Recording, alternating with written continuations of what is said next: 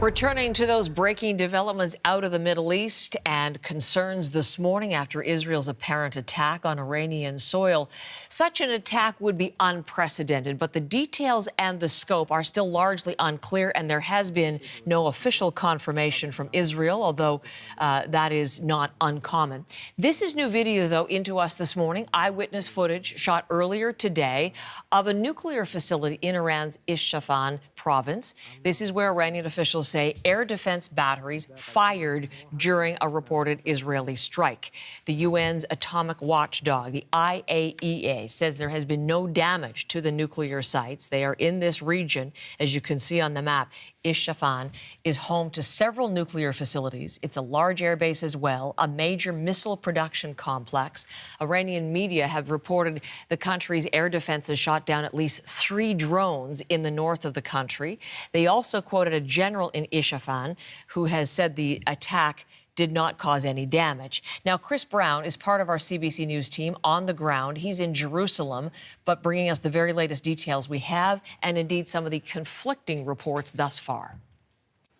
Well, what we can say is that overnight there were reports of explosions in the area of the city of Isfahan. It is, as you say, a significant city, an important military base there, also those sites associated with Iran's nuclear program. Precisely what was attacked and who sent the attack has not been confirmed, but multiple U.S. networks and agencies are saying that the U.S. government got word that Israel had provided them with notification that it was them. Israel is not saying.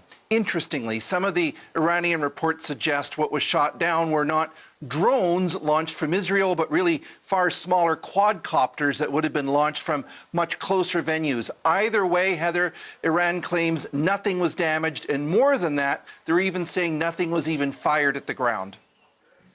Chris, a senior Iranian official has reportedly said there will be no immediate retaliation, but there have been differing statements previous to this latest attack. So what is Iran's response to this likely to be?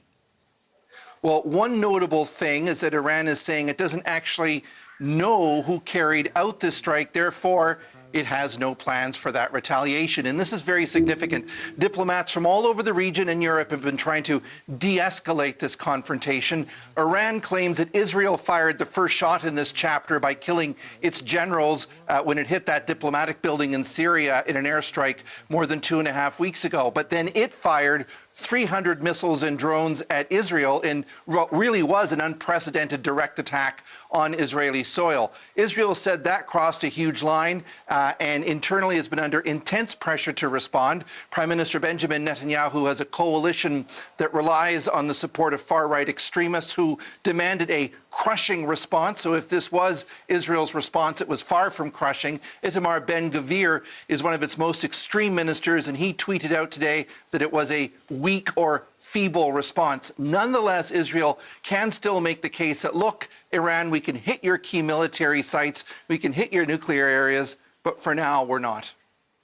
So, Chris, these mounting tensions, the back and forth threats and strikes between Israel and Iran, has the region and the world indeed concerned about the possibility of expansion and a wider regional conflict. Where do things go from here, and what do we watch for next?